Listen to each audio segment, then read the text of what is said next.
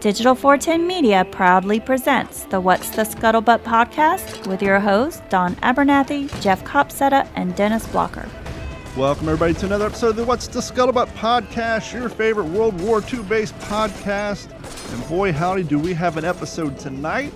I'm not even going to bog you guys down with the promos and this and that and the request for you to go do these other things. We're going to get straight to it. Jeff, do us the enormous pleasure of presenting this week's guest. It is an enormous pleasure, and it was an honor to meet this man in person a few weeks ago. Dennis and I had that unique, distinct pleasure. And joining us tonight is the one and only Captain DaleDye. If you let's just say this: if you've seen a military movie in the last 40 years, you know who DaleDye is. He comes with just no introduction. His reputation precedes himself, but what we want to do tonight is find out a little bit more about the man, about what he has created, and get into some of his other work, like being an author as well. It's really interesting to note that. I was not familiar with that till recently. So, Captain Dye, again, thanks for taking your time out and joining us tonight. Oh, I'm glad to, guys. It's one of my favorite topics, so we're right in the wheelhouse. Absolutely. And we kind of planned this around that 80th anniversary of the invasion of Peleliu, of course. I talked to Scott about a week ago before he hit Guam, and I told him I wish I was there with him and have fun and everything over there. But so, as I mentioned before, of course, as a former Marine, sir, of over 20 years, obviously you were probably a Mustang after 20 years getting out as a captain. It's either that or you just did something really wrong. Well, it might have been both, but I was 30 years enlisted before I got my commission. So outstanding, and a tour in Vietnam as well. Several, yeah. So, what I was curious about was how does that your military service? How did that play into you starting Warriors Inc. And what did that transition look like? And I ask you that because from a former service member myself. And I'm a teacher now. I'm a high school teacher. And they ask me all the time, how does that help you? And a lot of times it doesn't help at all. That's a whole different world. And so curious as to how much you took from the Marines to start Warriors Inc. Well, the plain fact of the matter is I took everything. What prompted me to have come up with this concept was that most of the military movies I had seen, and I think I'd seen them all, the common denominator was they pissed me off. And the reason was it didn't reflect who I knew professional military people were. And it certainly had a false imagery, a false depiction of what combat is and how people react in combat. And I couldn't figure it out. Frankly, I'm a Marine and I pick my nose a lot and eat crayons, so I couldn't figure these things out. What is it? Why was Hollywood doing this? Don't they know what the truth is? And more importantly, in my view, don't they know that the truth, the way things are, who we are, how we relate to each other, and what combat really is so much more interesting, so much more dramatic, really, than what they were coming up, what these writers who'd never spent a day in uniform had come up with. And I said, well, that's a terrible mistake. And not only that, it's a disservice to those of us who wear the uniform or wore it, and those of us who fought, no matter when the war was, because I believe the warrior spirit is the same throughout history. Somebody's got to fix this. And when you're ignorant, you can do a lot of things that people tell you can't do, and that was certainly my case. So I said, well, screw it. I'm just going to fix bayonets, and I'm going to go out there in LA and square that place away. It didn't quite work out that way. I retired. But to direct myself back to your question, I had this, what the Marine Corps had taught me was that you don't give up in the face of frustration. Usually frustration comes because you don't know something. So I set about to try to find out how this movie business worked. Who are the movers and shakers? Who are the generals and the colonels and the gunnies? And how do I get in there and influence that?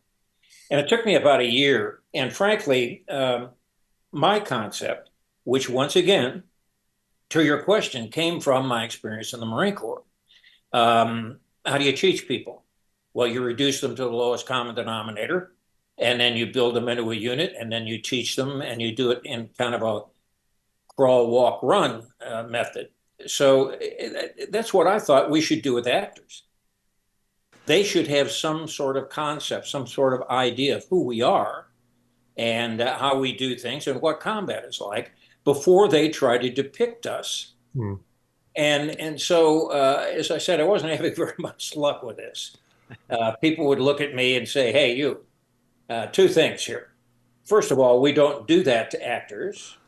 And secondarily, you're some kind of Marine or something, aren't you? And you were in there for 20 years, 2 decades. How could you conceivably have a creative bone in your body? So get out of my house. Wow. Well, I was going to. And there I was. I mean, and so I call it Hollywood hubris. And frankly, it was a tough deal going up against it. And I was out there for about a year and really, really exercising what the Marine Corps had taught me. And that is don't give up. Don't give up. This concept is there. You may be broke. You may be couch surfing in your buddies' apartments. And you may be tremendously frustrated, but don't give up. This concept is correct. It's proper. All you've got to do is find a guy who will understand it. So after about a year, I was about to give up. I was about to say, okay, I think I got beat here. I didn't make the connection. And then that epiphany moment came. You may have heard this before, but I had learned to read the trade papers, the Hollywood trade papers like Daily Variety and Backstage and that sort of thing, the Hollywood Reporter. And I noticed a column, a little notice in a column, a little blurb in a column that said, a heretofore relatively unknown writer-director by the name of Oliver Stone is going to do a movie based on his own experience as a combat infantryman in Vietnam. And I said, whoa. There it is. I got to find this guy. If anybody will understand the concept at full immersion training, because he's been through it, he will. And I set about making that one meeting, making that one contact. And I can't really tell you how I did it because the statute of limitations may not have run out yet. But suffice to say that I managed to get myself a meeting with Oliver Stone's producer. And I pitched him and I said, look, all I want is 5 minutes. If you'll give me 5 minutes with this guy, just say veteran to veteran, so he'll get it. If I could just talk to him, I think I can guarantee you that he'll understand what I'm talking about. So he was cutting another movie at the time in Hollywood. It was Salvador, and they arranged for me to go into his cutting room and talk to him. And they said, "You got 3 minutes." And I said, "Oh shit! This is I'm now in my I'm now in 2-minute drill here." So I went in and I hit the position of attention and I commenced. And I told him what I thought was wrong with military movies and how we should fix it, and that he ought to know that, and I certainly know that from our combat experience. If we're going to truly do a depiction of what it was like for certain units, not all units, but certain units in Vietnam, then he should understand what I'm trying to tell him is needed here. And lo and behold, I don't know whether I sold him or not. Frankly, because they elbowed me out of the cutting room after a while, and I went home in my buddy's house actually, and I said, "Oh, I don't know. I think I may have screwed the pooch here. I think I may have just blown my last shot." And that day, the phone rang, and it was Stone's producer, and he says, "Oliver likes what you have to say. Come in, and we'll make a deal." And I did. And without running you through that whole drill, he ended up giving me 33 actors and 3 weeks in the mountains of the Philippines. Wow. And commander's intent, what he said was, when you bring them down out of those mountains, they better be who we were as 19-year-olds in Vietnam. Now that's the commander's intent. Wow. Your orders, carry it out. And I had these guys, I had no concept about movie stars or that sort of thing. I just didn't know doodly squat. I was making it up. And that's, once again, I go to your question. I was making it up on the fly, just as you do typically when, the gunny says, go there and move those sandbags. Well, what sandbags? Did you figure it out? And so I had guys who are now were no big name then, but certainly are now. I had Charlie Sheen and Willem Dafoe and Forrest Whitaker, Tom Berenger, on and on and on. So what I did was I said, look, if I was running an infantry training regiment, or you guys call it what? I can't remember what the Marine Corps calls it now, but it's what comes after boot camp. How would I do that? And I said, well, this has got to be full immersion. So these guys have got to dig a hole and live in that hole with me for the next 3 weeks. And I'm going to wear their ass out. And I'll probably feed them twice a day if they don't piss me off that day. And we went through it, and I let them have it. And I had enlisted a couple of reserve Marines who were buddies of mine to go with me and serve as OPFOR, what we call the Switchblade Force. And those were the guys who attacked at night and all that sort of thing.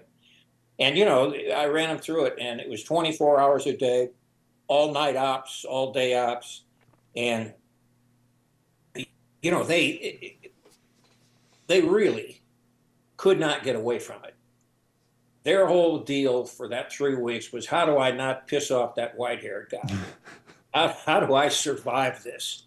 But when we brought them down out of there, they were amazing. They looked and felt and talked and acted just like we did when we were 19 in Southeast Asia. And the upshot, frankly, was that we brought that little $5 million film home, and that's all we had. We had $5 million in the bank, not a penny more. We brought it home, and lo and behold, we won 4 Academy Awards, including Best Picture and Best Director for Oliver. And, as they say, nothing succeeds like success in Hollywood. And suddenly my phone was ringing off the wall.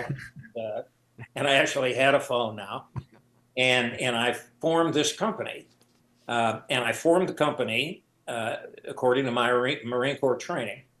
The IRS was a little suspicious of it, but when I formed my company, I didn't have a CEO or a CFO or an office manager and that thing. What I had was a commanding officer, an executive officer in the company, gunny, and a battalion adjutant. And I actually wrote those on tax forms, which got me a couple of visits from the IRS. I'm sure. But that's essentially how it happened, and I've talked way too long. I'm sorry, but Well, that's amazing. No, I'm just looking at your IMDb as you're talking about this, and from the word jump, I mean, Platoon, you also did Invaders from Mars that same year, but I'm looking as time, you did 2 films in 87, you did 3 in 88, you did 5 in 89. It's like you went from trying to get your foot in the door into like probably figuring out how the hell am I going to fit all this into my schedule. I mean, they were threw a frag in the hooch. Absolutely. But, I mean, yeah. I mean, we added it up the other day, and I tell you guys, I can't believe it. We had to do another interview. Somebody wanted to interview me about my career, and we added it up, and it's something like 90 some movies or television shows that I've done. And that includes things like music videos and live performances. So I don't know. I mean, it just it exploded, and the more it exploded, the more I understood. I had a tiger by the tail here. Mm-hmm. I had an opportunity to influence audiences around the world and affect their opinion of who we are as military people. to explain things about our weird sense of humor, about why we act the way we do sometimes, and the effect that combat can have on us. I could depict the absolute best of human nature and absolute worst of human nature, which happens in combat. You see both sides. And that was a powerful tool. And I said, I can't screw around with this. This is live ammo. And if I'm going to do this, I've got to do it right. So at that point, I really started to formulate things. I really started to say, look, I have a responsibility here.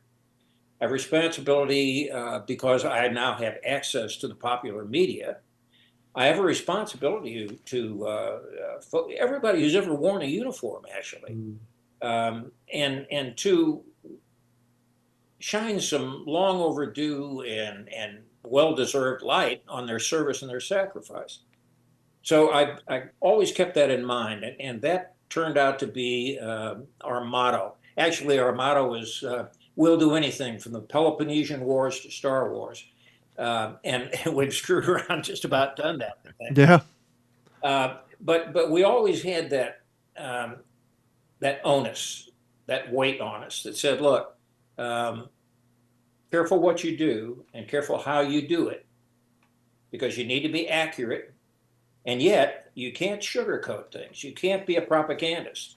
There have been bad things happen in America's wars, and we've got to not be afraid to expose those things, but we must expose them in context. And so philosophically, that's where I went, and that's where I'm still going, I think. It's kind of, and yes, let me just say a word about books. I guess I've written 12 or 13 of them now. And the reason I do it, the reason I run a publishing company now, frankly, is because it's part and parcel of what I was just telling you about. In every way I have available to me, using every talent that I have, that I've been blessed to have, I want to get that message out there about who we are, about the warrior spirit, about what we believe and how we act and why we act that way. I want to give people who've never had that experience a little chance to unscrew our heads and look inside. And I do that in every fashion I can find. Themed entertainment, music videos, video games, novels, books, movies, and television. So I'm trying to hit everything with one bat, but there you go.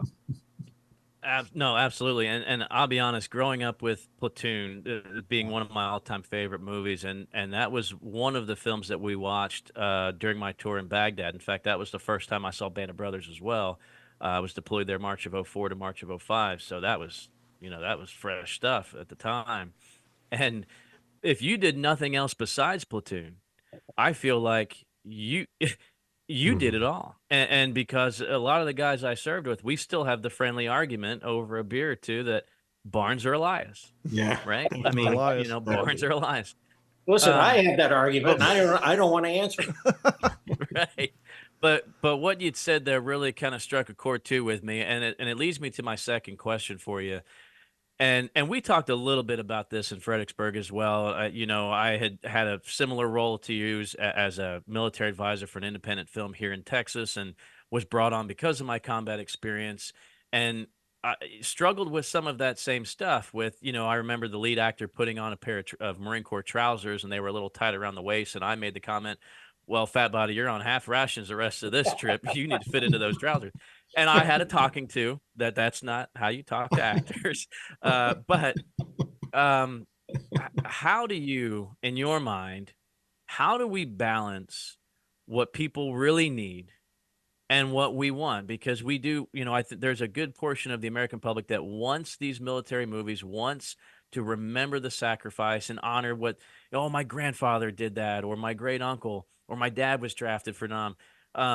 But how do you balance sometimes the inaccuracies are necessary for the film, or there's not enough, character development, so you got to give that guy a mustache so you can remember him.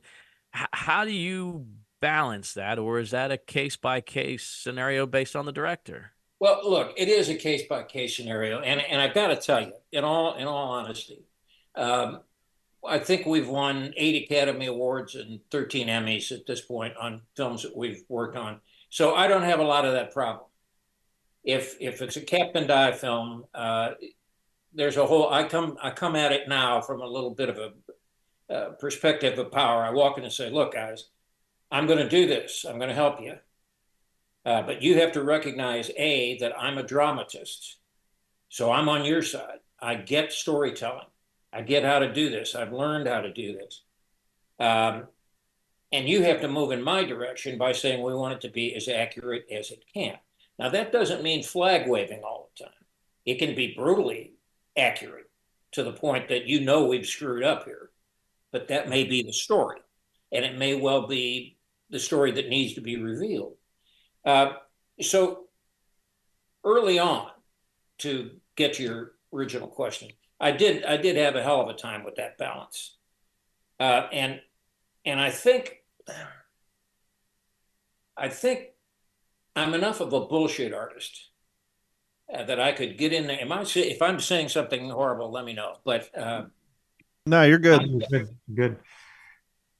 I think I was able to schmooze to convince them that I might have an element here that they want to pay attention to. I didn't hard ass them. I didn't go in there and say, "Oh, you people are screwed up like Hogan's goat. I'm through. I'm walking out of here. And if I ever see anybody that looks like you, I'll kill them." That was never going to work. And I knew it wasn't. So I found a balance where I could respectfully, kind of like you do with a lieutenant. If you're a gunnery sergeant and you got this lieutenant and you know that he commands the platoon, but he's got his head up his butt and he clearly doesn't know what's going on. You can't just say, "Lieutenant, pull your head out of your ass." You got to go over there and say, "Sir, look," and you explain it to him. That's kind of what I did. I kind of used that tact, which is part of one of the leadership traits.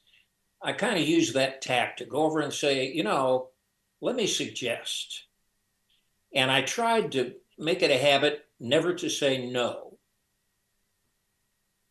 No, period. I would say no, but, because I would always have in my pocket the suggestion that would be a better way of going at it, and a more accurate way of going at it, and a better depiction of the situation that was going on. So you're right. You're absolutely right that it was. It's a tough balance, and it's not something you bring your Marine Corps tact to it as a leadership trait, but it's experience. You just got to get your pee-pee whacked every once in a while, and you got to stand at attention and say, "Okay, I lose this one," and you back off. Fortunately, nowadays, I don't have that problem. Well, it had to be rewarding and helpful that one of your first projects, or the first project, Platoon, was such a great film and looked at with such reverence. And I'm sitting here trying to think how different that movie would have been if you wouldn't have walked into that editing booth and saying, I'm like trying to think, would the scene where they find out he sprayed bug spray on his feet to try to get, how would have those scenes played out if they didn't spend that week, in the trenches, or your impact on that film? And I go back, try to think, prior to Platoon, was there any other military-based movie that showed not only the fight against the enemy, but Mother Nature too? And so when you're going on these additional projects and you're trying to present your evidence, it had to be a lot easier knowing the fact that your first film was such a huge success that you had that to show as the outline for what you're trying to do. Yeah, absolutely. And you're correct. I mean, as I said, nothing succeeds like success in Hollywood. And you had people saying, "Well, we've had this project for years, but we couldn't figure out how to do it." And said, "I'll take care of it." And I found that early on, the best way to go at it is early. Get in it as early as you can. Nowadays, I'm in at the conceptual point. I talk to the writers before they ever sit down at the keyboard, and talk to the producers and the directors about money and how to spend it properly and all that sort of thing. But none of that, to go directly to what you had to say, none of that would I be able to do had it not been for the great success, that great stroke of luck that I had with Platoon. One of the key positions of a quality consultant is to be aware of their time, their schedule, and have a good team that works, around them and directly with them. How do you get to that point that when the requests come in at such a high level and at such a large volume that you realize we can't actually participate in these other projects that we're getting requests for because it's going to take away from the quality of work that we're doing on these projects that we're already working on? Do you have a team of trusted people that you hand projects off that you just logistically can't fit into a schedule, or maybe it's not exactly what you're into? Look, we're able to do multiple films around the world now. And I was smart enough, and this goes to your original question about what things I learned in the Marine Corps and how I carried them over into what I'm doing now. I learned to use a staff. I had been a staffer, and I certainly learned to use one very quickly. So what I did was I reached out and I got some guys who'd been in Vietnam with me. And one of them I've known has been my executive officer in Warriors Incorporated, now Warriors Global these days, for 50 years, half a century. He's been my XO. And he and I were young corporals and sergeants together in Vietnam. So you get that guy. And then you begin to build out. And frankly, I've tried them all. I've tried all the high-speed, low-drag guys and so on and so forth. But they're usually one-trick ponies. What I found works best is to find and adopt and adapt a Marine Corps squad leader. You get that sergeant who's led 11, 12, 13 men, depending on the era that he was in. And he knows how to teach, and he knows how to lead, and he knows those things about leadership principle and all that sort of thing. So he's my favorite guy. And what I did was I got 4 or 5 of them, and I began to train them in the cap and die method. And we found ourselves able to do one picture on one side of the world and another picture on the other side of the world, but they were both Warriors Incorporated pictures, and they were both done in my inimitable fashion. And that's because I built the staff. Technology has probably made the logistics of that a lot easier now. Opposed to conference calls, now you can just visually see what's going on.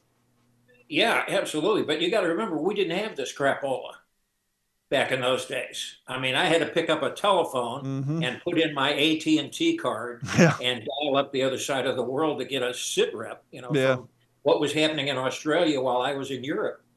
So I'd talk to my XO, and he'd say, "Well, here's what we got. What do you think?" And I'd tell him what I thought we should do. But now, technology is an enormous help. We can, FaceTime, and we can do Zoom calls and all that sort of thing. So while guys are out there running them through it, I don't necessarily have to be there at the head of the column, although I like to be. I got to admit, I turn 80 next month, but I'm still out there PTing and pushing weight and still wanting to do this sort of thing. My wife's objects to it a little bit more vociferously than she used to. But I'm kind of trying to take a step back and utilize that technology that you mentioned, and see if I can't offload a little bit in order to do that. But it's like throwing the baby out with the bathwater. Sure. I mean, this is my baby. I built this thing, and I taught people how to do this. And a lot of people have tried to copy it. Not many have been successful. So I don't know whether I'm actually going to be able to let go of the reins or not. I'll probably just keel over, and that'll be the end of it. You'll never hear another thing. I know Jeff has some questions, and we want to get into the author side of your history, but I have one last question on this particular topic. Speaking of technology, has the way you guys gone about the training and your original outline for your mission statement in the movies, how have you had to adapt that now that it seems like more productions are going with the CGI versus actual, physical I just went completely blank on the practical. practical. Yeah. Thank you. The practical effects. How has that changed the way you guys have come in your original mission Well, statement? it's been a factor, no question, because we're movie makers, we're filmmakers. And if you take, for instance, if you look at the most recent miniseries that we did in UK for Masters of the Air, Mm-hmm. that was huge amounts of CGI, huge amounts of computer generated imagery, and you have to learn to use it. I mean, I have to go to the techno geeks and sit down with them and say, what the hell is this? What does this mean, and how do you do it? And if you're kind and nice to them, and buy them a beer or a lollipop or whatever, and occasionally they'll explain it to you, and you can get it, and you can sort of work your way through this sort of thing. But it's been a factor, no question. Fortunately, in most of the historical stuff that I do, World War II, World War One, Korea, and that sort of thing, it's not a factor. We do it practical for the most part, and really I enjoy that better. I'd rather do it practical. CGI seems a bit of a cop out to me. I realize that audiences are becoming more sophisticated and they're a bit jaded, so that if you don't offer them the CGI, they think it's a cheap shot movie, and we do fight that.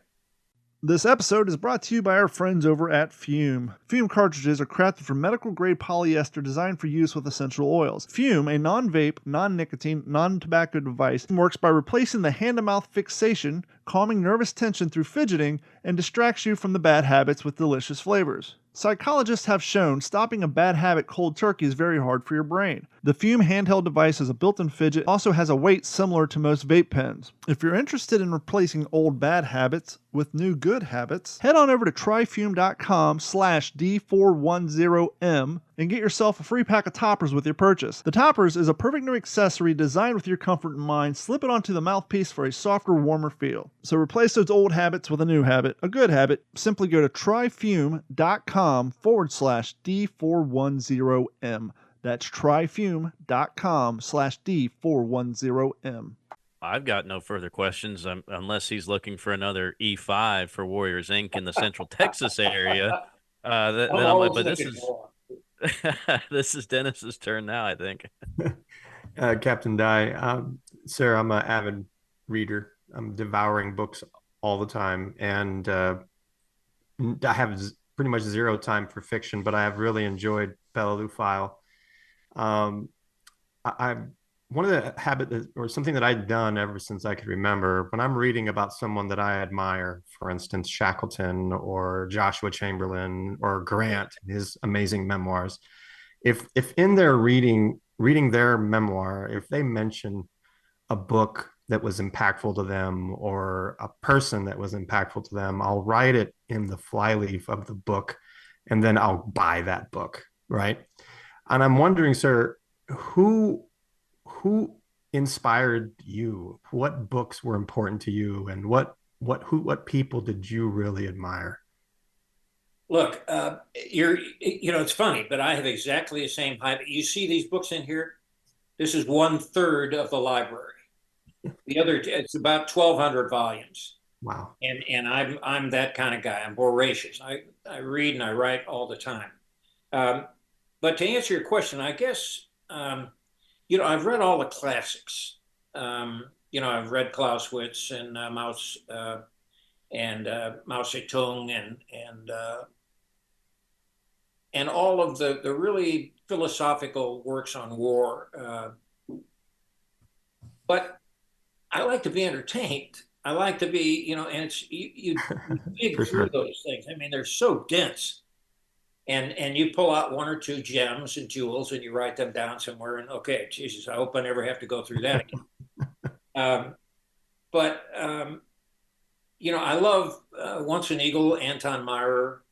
I love all of the early Marine stuff that has been done. I think I have 3 or 4 bookshelves just full of Marine fiction, World War II primarily. although there's some great Korea stuff. I wrote a book called The Korean Odyssey, which was I think my last published book. Oh, by the way, not that you mentioned Peleliu File, here's my plug. We just got it out, and in October, it'll be in audiobooks. Oh, So awesome. you can go after Peleliu File in audiobooks. Did you do the reading on that? What's that? Did you do the reading on the audiobook? Yes. Fantastic. Nice. What's Excellent. left of my voice. I was gonna say who maybe Mike Rowe if you're lucky, but other than that, no, you can't beat your voice. Yeah, Maybe I know. you, I hear the same Sam thing. Aylett, and then maybe Mike Rowe, but no, you're the only one who can read your books.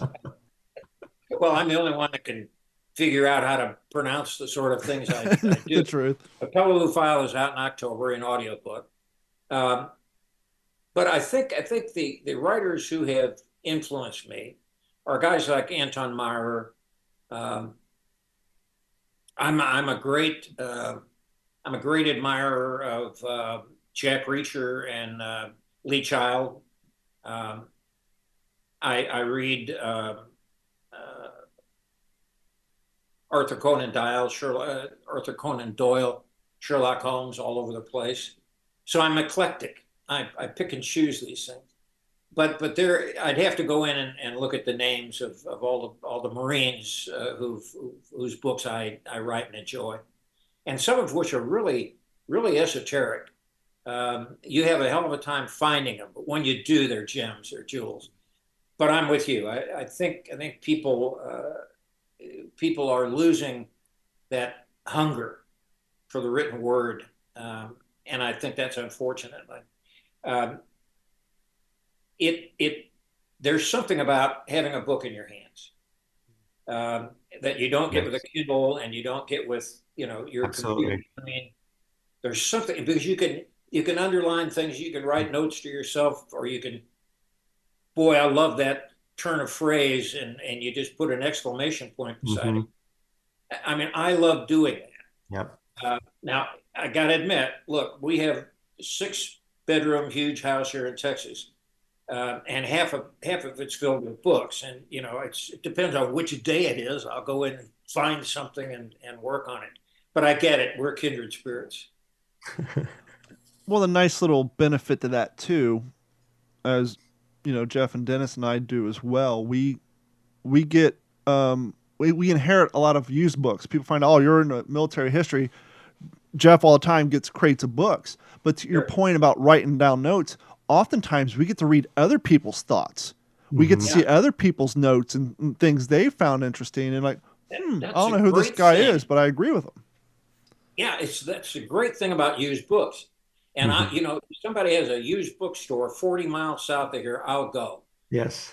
Because you find that one gem that some guy has written his notes in. And they're brilliant. They're absolute brilliant insights. Often it's a guy who was involved in the thing that you're reading about. So I'm with you. I get that. Well, whoever years down the road gets my copy of With the Old Breed, it's dog-eared and marked up and highlighted, and it's got Dorito stains on it. Oh, I know. Yeah. I got more beer and spaghetti stains on half my books, and nobody will ever want them again, but I don't care. I want them. So. Sir, did you have the opportunity to meet Kobayashi's grandson? I was very moved by the lead character's efforts to find Kobayashi, and I love the way that you meld current events and modern history with the past, and with this nice touch of fiction. It just weaves beautifully. Have you had the opportunity to have any interaction with Kobayashi's grandson? No, I haven't. I wish I would, but I haven't. The occasion hasn't arisen. Mm-hmm. Jeff, don't you know somebody who knows General Kobayashi's grandson, don't you? Yeah. I was just thinking that maybe I need to give Shiro a call. He usually comes to Texas every March. Maybe we can see if we can arrange that, because that's come up before. Dale, I live about an hour from you here in Central Texas. I definitely hope to stay in touch, and boy, I'd love to be able to visit with you one-on-one, because if you talk about kindred spirits, I feel like I'm looking at myself in 40 years. Well, here's It's what you do. unbelievable. Well, I hope that's true. But you guys pack up and come on down to Lockhart. We have rooms in the house that are called the Imperial War Museum, and they've got stuff in there that I know you haven't seen. But I surround myself with this, you know, and it keeps you in the spirit, I think. But you're welcome anytime. Is the point of that. Well, And don't say certainly that too loud. appreciate You're going to that. have 3 ne'er-do-wells knocking on your door. It wouldn't be the first time, believe me. I feel the same way, sir. If I turn this camera around, I'm just surrounded with fighter pilots, aces, signed autographs, That's Winston great. Churchill, B-17 bombers, John Wayne, she wore yellow ribbon poster, Iwo Jima. It's all over. Over on my bookshelf over there is a bayonet from Dr. Carmelito Arcangel, who was at Khe Sanh, and he was a company commander. Yeah. And he handed me his bayonet from Vietnam. And he says, "I want you to have this, Dennis." I worked with him in the emergency room at trauma, and he says, "I want you to have this. I know you'll appreciate it." Yeah. And And I that's the pulled point. it out, and it's razor sharp. And he said, "It's drawn blood. Just, you know, I want you to have it." And I thought, my goodness, what an honor.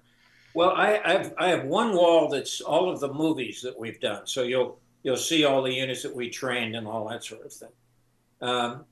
But I have a thing about stuff.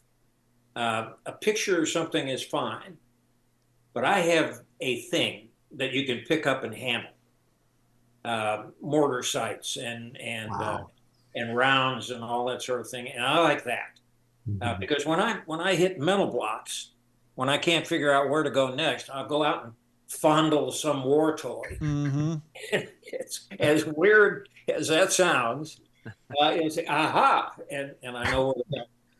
That's the most powerful educational tool. Dennis knows this because he's been to several events with me where I bring my displays and living history at air shows and things like Yeah, that. we talked a I little just bit about spoke in, that. Yeah, you told me. yeah, and I just spoke in San Antonio 2 weeks ago to a group of kids at the Tex Hill Wing there, brought some artifacts. But I told them, I said, I let them try on all of my deuce gear, right? The musette bag and the canteens full of water, and just so they had an idea, in the steel pot. And I told them, just like you said, it doesn't matter the first time you see something under glass, but you make a connection with it when you touch it, when you feel it. Right. Now you remember it, Precisely right. and there's nothing that can replace.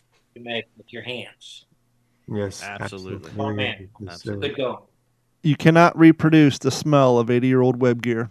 Just can't do it. Just can't do it. No, you can't. There is nothing like it.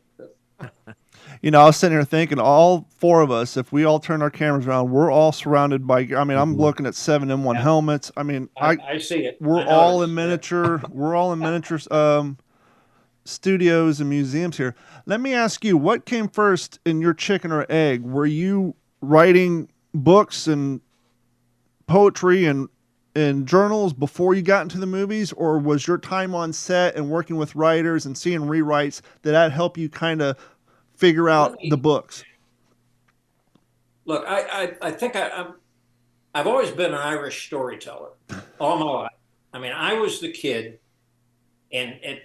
around a campfire that could tell you a shaggy dog story that had absolutely no point, but I would keep you riveted for 15 minutes because of the way I told the story. That's always the guy I was.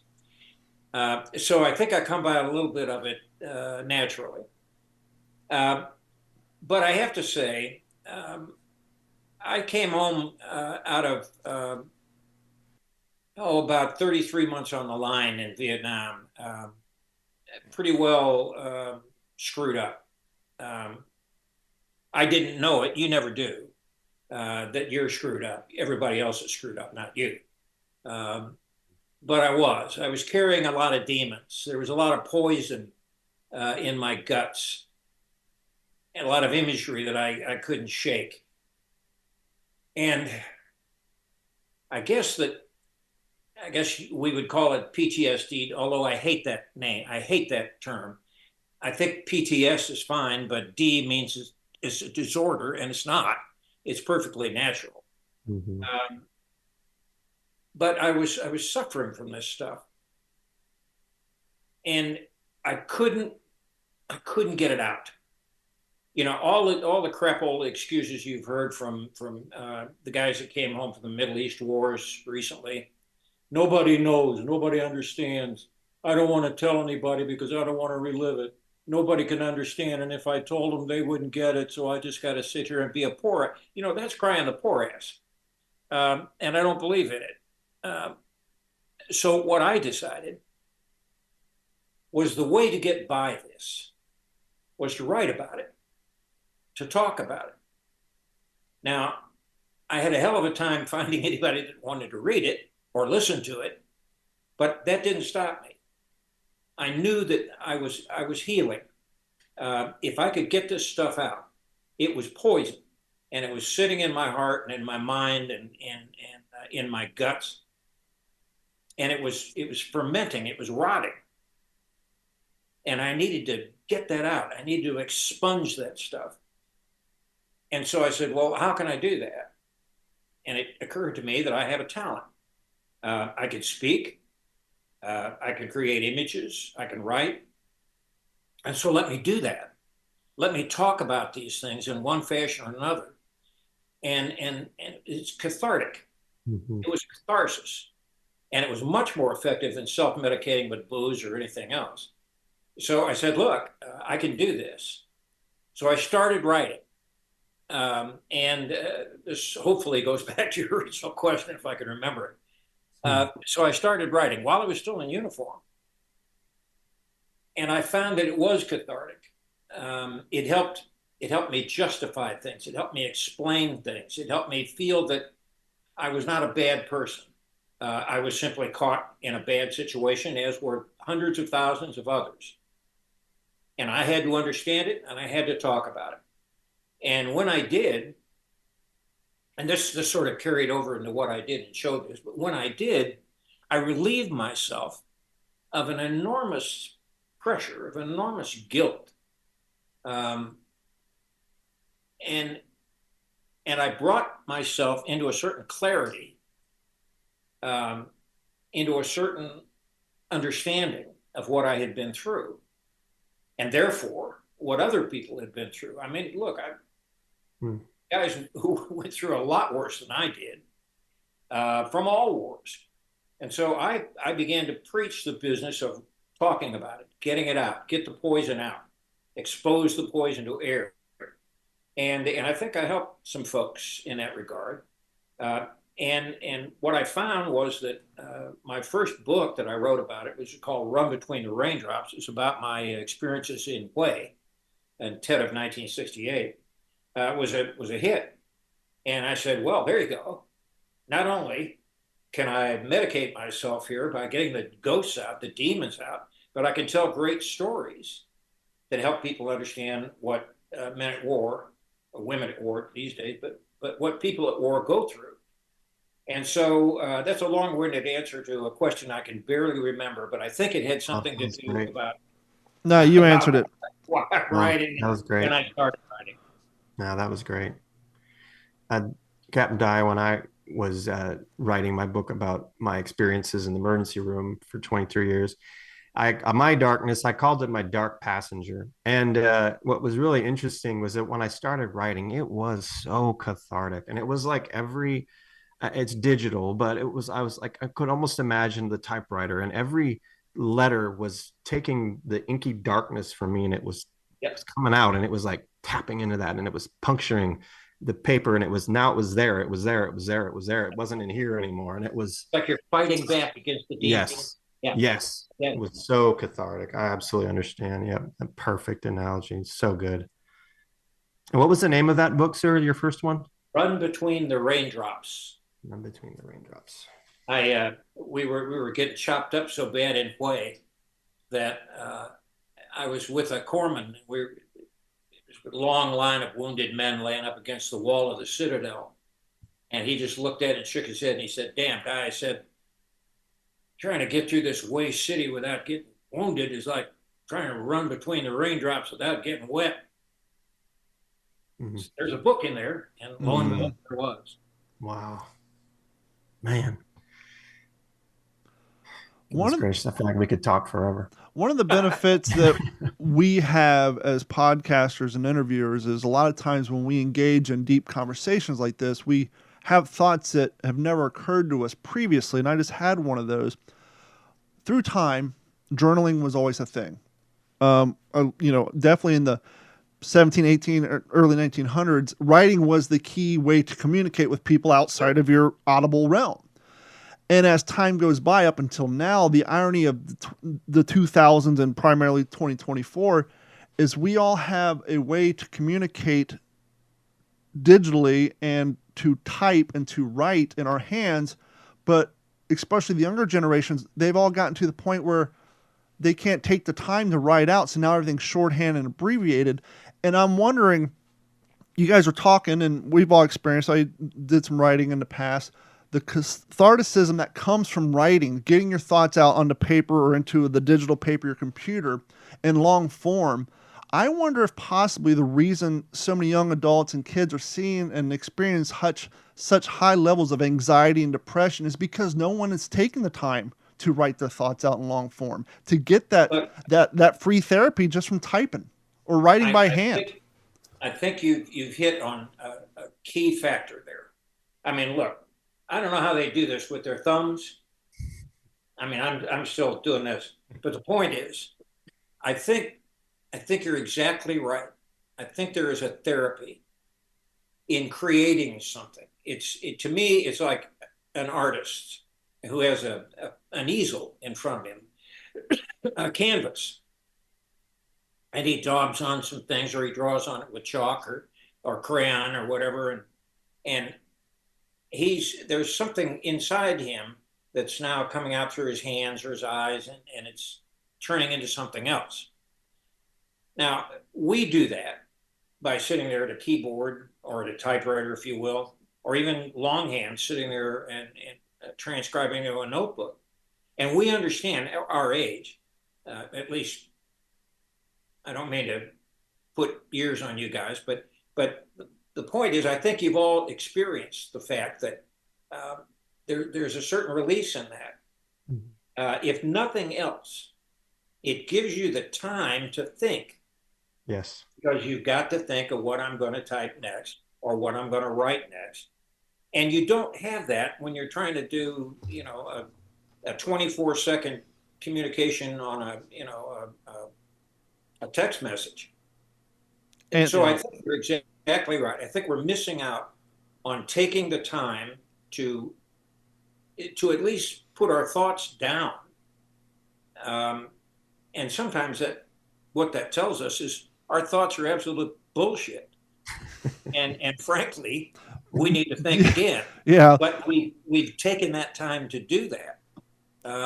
And so I do think youngsters are missing that.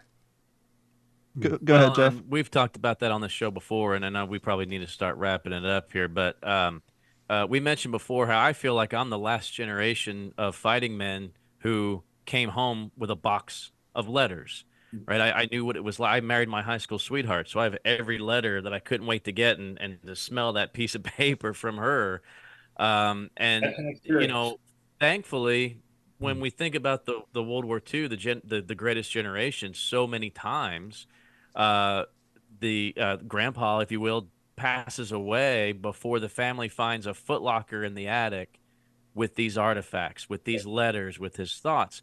And the cell phone's not going to be here. That artifact is going to be long gone, along with every other email and text message. Mm-hmm. So we have to be careful. And my son now, my oldest, is he's in the middle of basic training for the Army right now. He's the 5th generation cop set to serve. And he's learning this new trade as a young man suffering at Fort Moore, Georgia, how to write mom and dad and girlfriend a letter. Because not only the things that you mentioned, but again, it's an artifact. You're not going to keep a text message for 80 years, but right.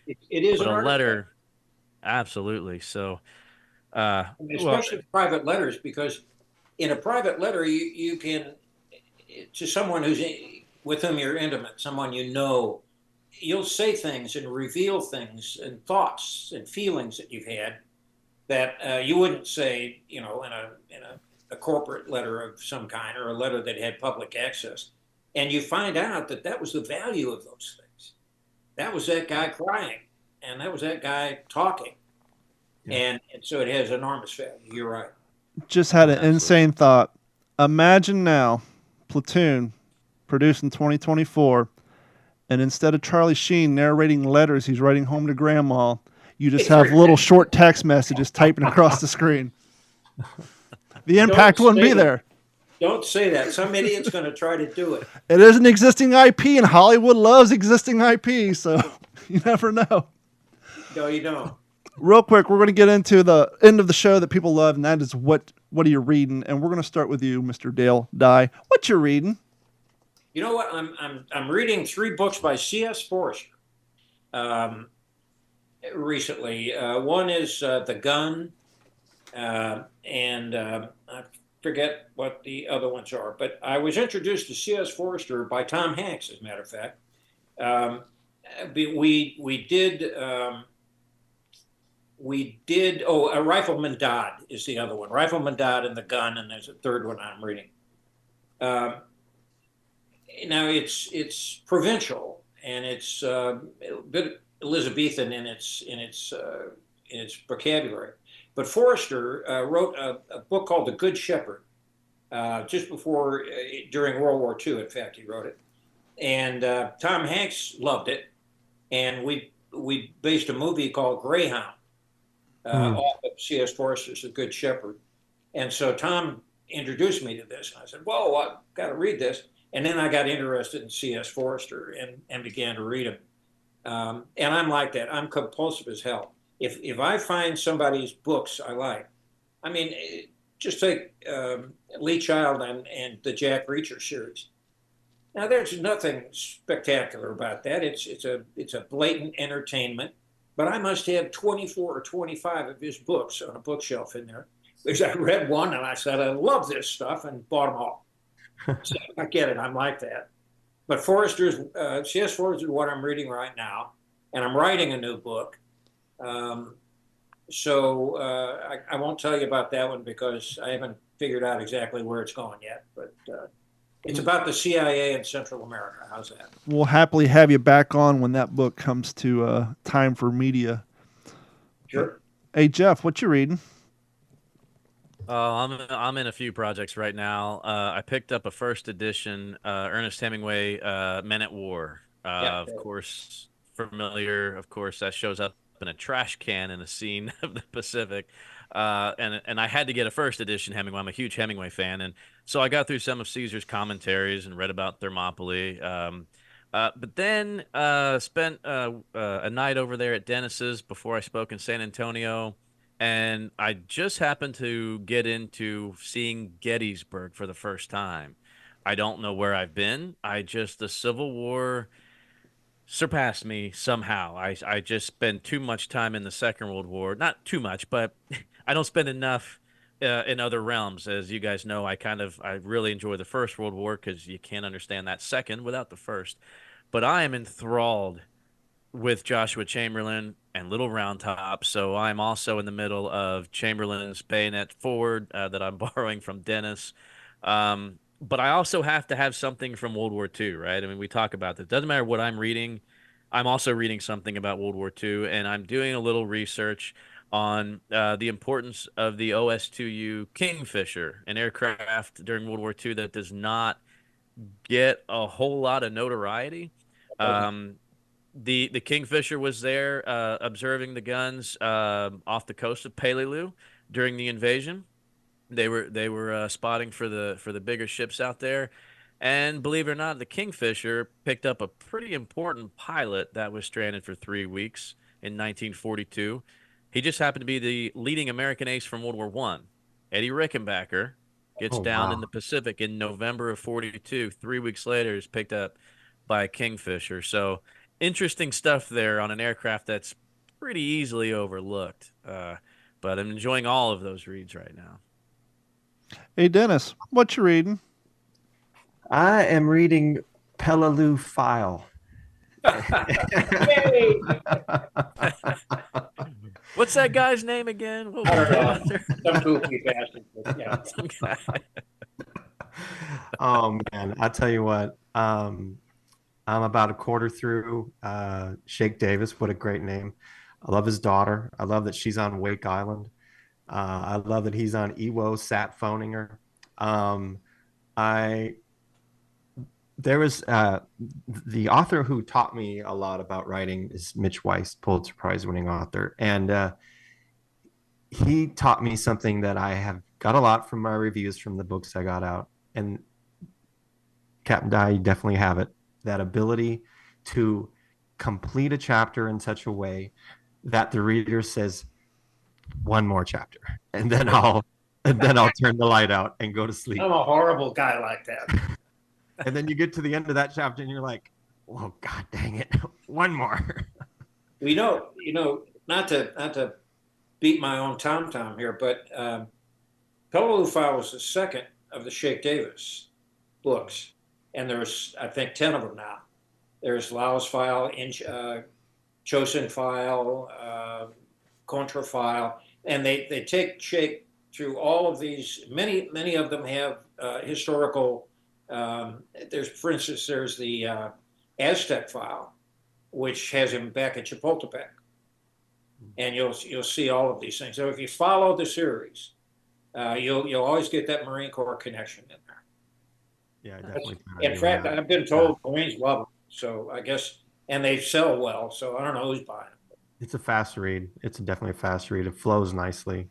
My book on, we always talk about projects and this and that. My book on Bonsai Cliff at Saipan is all done. It's been edited 10 times, so that should be coming out pretty soon. I have an artist in the country of Georgia working on the cover right now.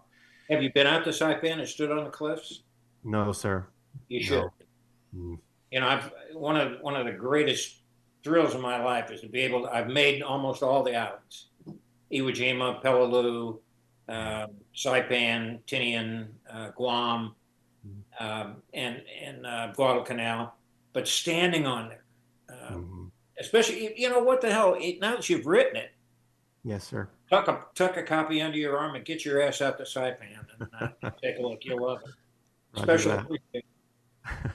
Speaking of that book, I've been super wicked busy, and I'm getting ready to look at my library and crack open a new book now that I finished my Merrill Marauders book. But the last book I read, I actually proofread that book for Dennis. And let me say, one, Dennis, thank you. That was an extreme honor to be asked for my opinions on that book. But, you're talking about Dale's ability to write and to keep you interested. I literally read your book twice before giving you the few notes that I had. And I know your end goal is to make that into a series of short books and short stories. And let me tell you, sir, you got something there. You and I have discussed that off the air, that particular topic is one that is covered briefly on a few TV shows here and there, but is by and large overlooked when it comes to the history of the campaigns in the Pacific. And the importance of that book and to get that story out there is super important in my view. And so you got yourself a great little book there, and just thank you so much for allowing me to proofread that. And I'm so excited for you to, once that thing gets published and people have the ability to add it to their libraries. You should be very proud of that book. Well, thank you, Don.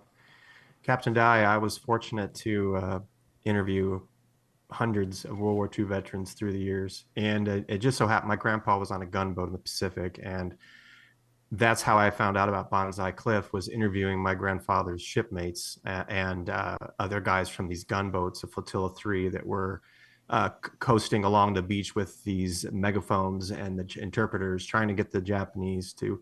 And what's interesting is my grandfather never talked about anything, but he did talk about people jumping off the cliffs. And yeah, it's one of those weird, unexpected incidents in war. You expect death and you expect incoming artillery and shooting and violence and horror. And that's one thing. You expect that. You've been taught to expect that. But you see something like the Suicide Cliffs out on Saipan, Banzai Cliffs, some people call and you see women with their babies jumping off and killing themselves on the rocks below those cliffs. That's something that I think imprints so deeply that you can talk about it. You have to. Mm-hmm. Yes, sir. Absolutely. Dale, All right. What other horror have you guys got for me? Go ahead, Jeff. I was just gonna wish you an early 80th birthday, Captain Dye, and don't be surprised if you're around when my son graduates from scout training in the second week of December. I bring him home for a few weeks for Christmas. I'd love to give you a call, and I'd love for the family to meet you. It would just be an absolute honor for all of us, and especially for my son. I mean, I love it. You know, I meant it when I said kindred spirits. It's one of the reasons I'm glad to do this sort of thing. It's another one of those cathartic events. You know, I could talk to people and I could shorthand stuff, and you get it. Yes, sir. So it's a pleasure to do it. I'm glad to. Absolutely. Bring him by, and we'll show him around. Will do. We want to thank everybody for tuning in for another episode of the What's the Scuttlebutt podcast from myself, Jeff Copsetta, Dennis Blocker Jr., and the one, the only Captain Dale Dye. Thank you guys so much, and we'll be back with you all next week. This has been a Digital 410 production.